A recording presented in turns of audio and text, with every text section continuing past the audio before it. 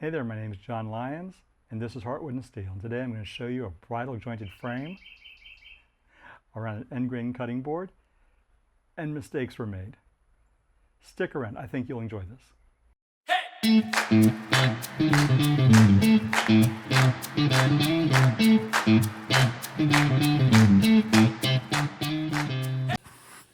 Last year, I made a huge end grain cutting board for my friends, and they brought it back to me for repair. Moisture got into the board, and I used the shop vac and glue method to fix the crack in the board, opened by the swelling. The board had a skirt around it that hides a transition between the end grain board that I made and the original stone top where my friends keep the board on top of a rolling serving cart. Andrea originally told me that they'd like to have the option to use the cart with either the board or the stone top when they have folks over. The original frame hid the stone edges, but the mitered corners were fragile because the frame was so thin. Since I had the board back in my shop, I had the chance to make the frame stronger and to add a little style and pizzazz.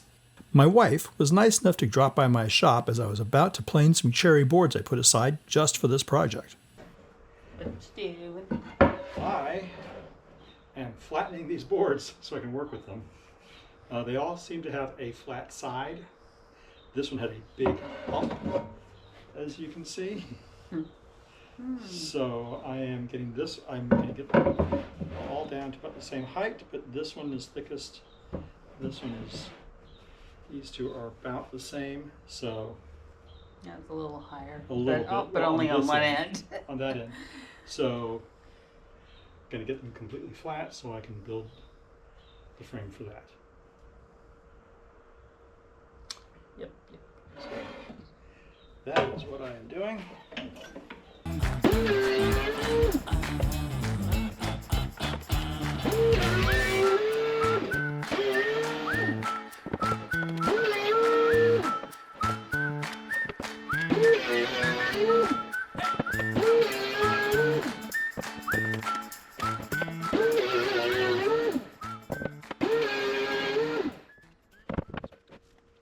Since I milled these logs freehand with my chainsaw, I needed to establish a straight edge on the boards before I could do anything else. I built this great multi-use table saw sled based on a design from Jonathan Katz's Moses. It was great for jointing these really wonky boards before ripping them to width.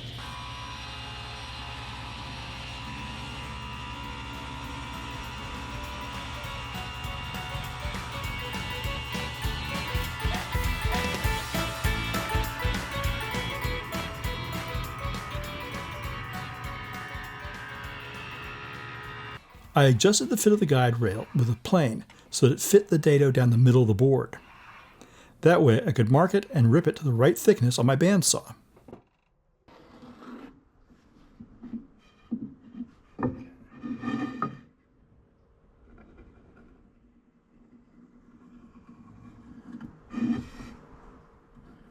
Marking his waist.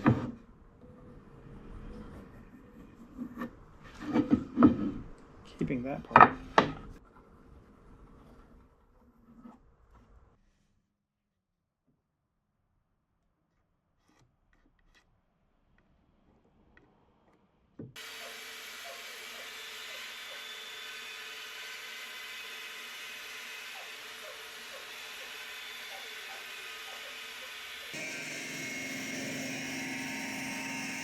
I took some scrap maple to test an idea I had for cutting bridle joints on my bandsaw.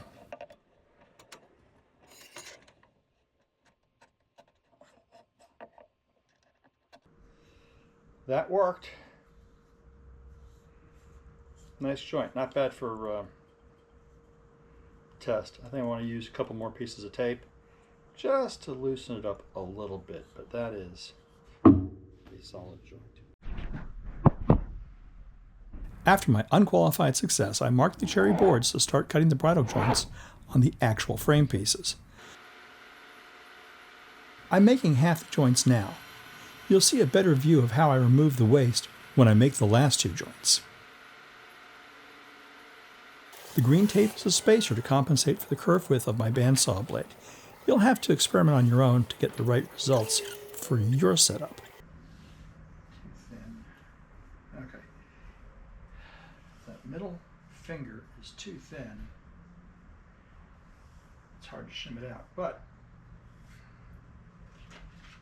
it's a little fat. I can sand it down.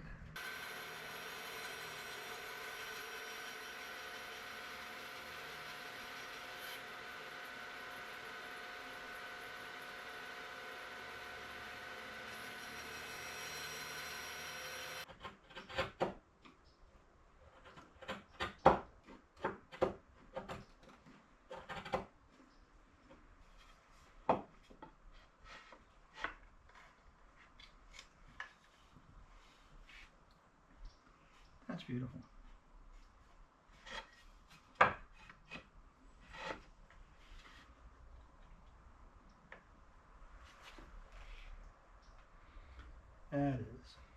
That's going to be gorgeous. Okay. That part's done. I've got 2 sets of bridle joints. I now need another 2 cents to make 4 corners. So now it's rinse and repeat. So if this is too far and the frame's going to be too tight, so I really need to sand that clean. And get a better measurement. Okay, mark is gone. That's been erased.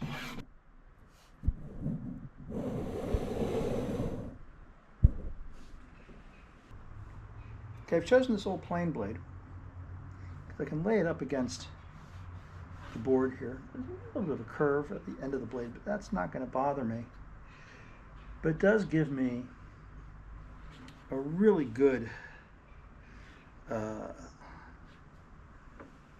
angle for making a mark, and it means, unlike a pencil or a handheld knife, I'm not going to follow the curve of the rounded off corners here. See if I can make this work.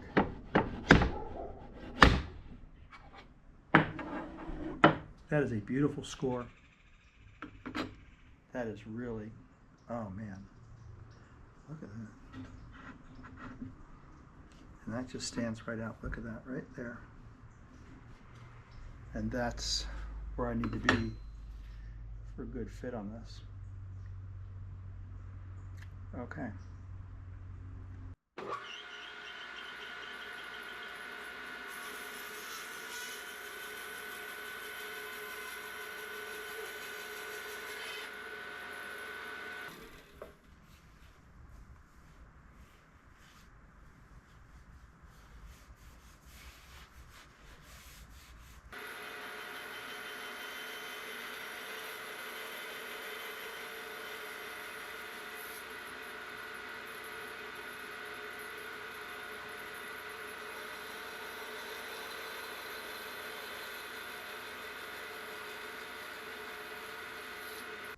This time, take the tape off. So we'll start by doing that now. Tape has been removed, and now we're cutting the other side of the joint.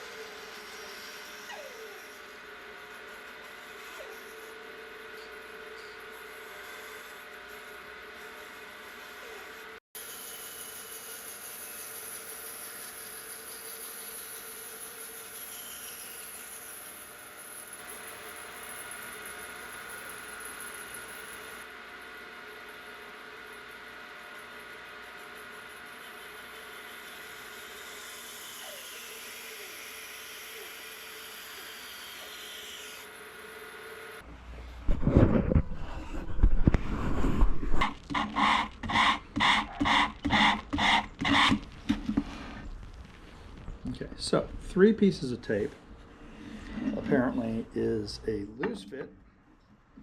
Not a terribly loose fit, but it's loose enough. And 4 pieces of tape, well, 4 pieces of tape is bloody well perfect.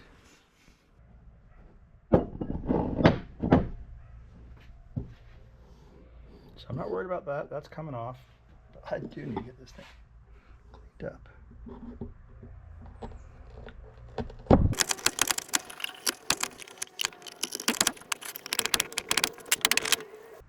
Like this joint, super simple to cut, and there's really good contact on 3 sides. Long grain, running in opposite directions. It's really cool. I am doing this one side at a time. I am under the delusion that if I do it this way, I will have better control. Oh, see, now there I am. I'm missing this entire contact point here. The glue up was where my real adventure began. The underside there. Plenty of glue all the way around. Okay.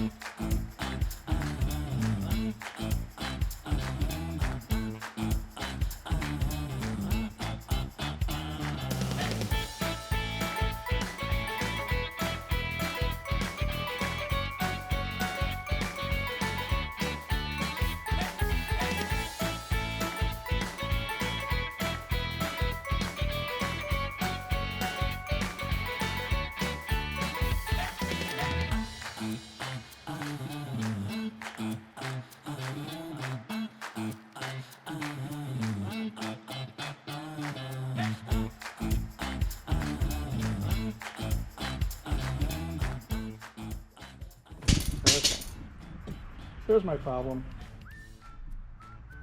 Right there in a nutshell. Okay. Yes. Yes. Corner square clamps, always for the win. So, good rule of thumb here. If you're going to be using corner clamps like this, put them in place first. Make sure everything is square. And then if you want to add additional pressure, like I just did with these bar clamps, well, if you're going to do this, you do it after you know everything else is square. If you're thinking it's a weird look with all these tenons hanging out past the edges, everything is cut intentionally proud so I can trim it flush and not have to worry about, oops, something's a little short. This is intentional, and no, it's not going to end up in the final product. This needs to sit for a few hours. Oh, I'm probably good for a few hours. And I think tomorrow this gets rounded over, finished. Gets a chamfer on one side, and roundovers everywhere else. Got a bird chirping over there somewhere. I have a piece that runs all the way across that keeps the board oriented, and all, well, actually more importantly, keeping the board oriented, keeps this thing where it's supposed to be. Otherwise, it would be like a pair of pants and you weren't wearing a belt and just slide down to the bottom. It's hiding a stone top. So this piece that goes across here is what hides the stone top, and I brought it up to the top of the board, and it's looking super sharp.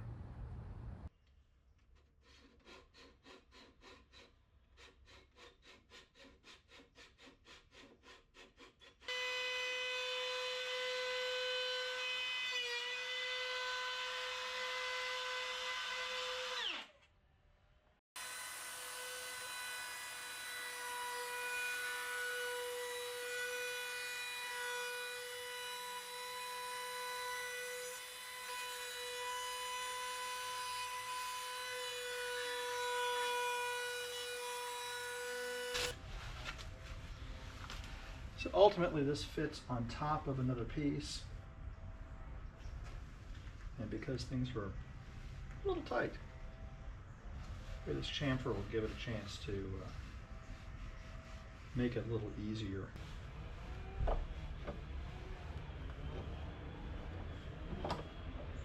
There we go.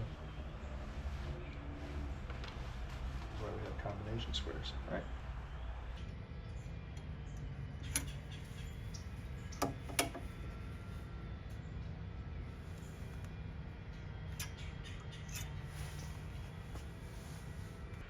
I gotta make some holes. Because before I start doing anything else, I want to have these holes. The best way to do this is with the press. Hey John, if you're listening, you drilled the corners first. Of course you drilled the corners first. Now we're going to round over.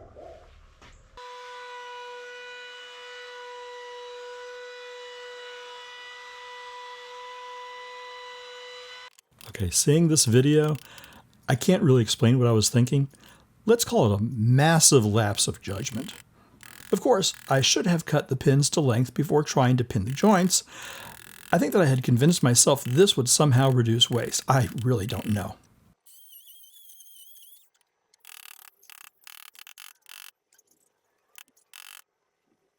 Finally, it was time to sand the frame.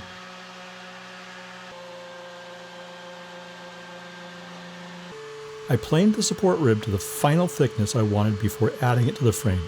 I marked the length and chiseled a saw wall before removing it.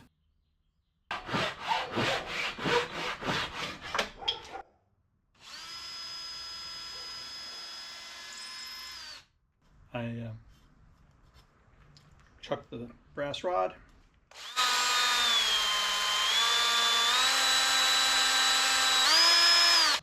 Apparently, I'm a slow learner and shouldn't be trusted with brass rods.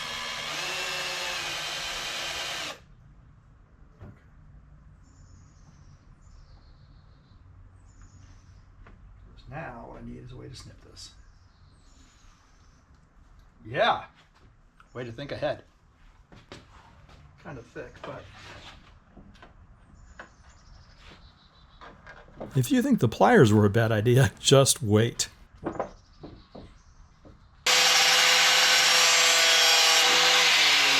Here we go. There we go, on the board.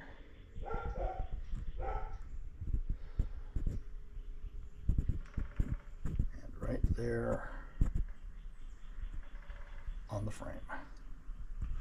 Mercifully, thankfully, I was done.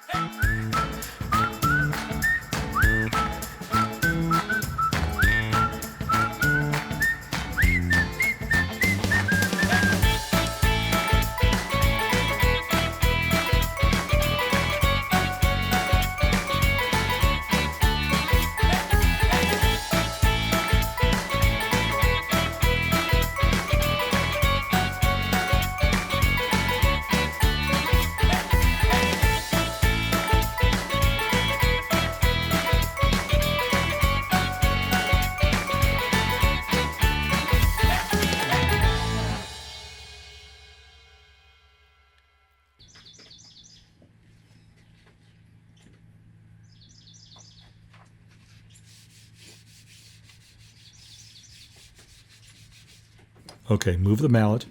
Great shot on my logo. Finally done.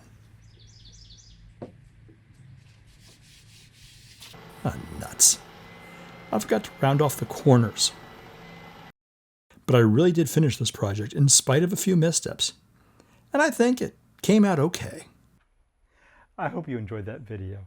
If you did, please like and leave a comment down below. And if you'd like to support us, please subscribe to the channel. Also, I'm putting links to some of the items I used in the description down below. I'll see you next time.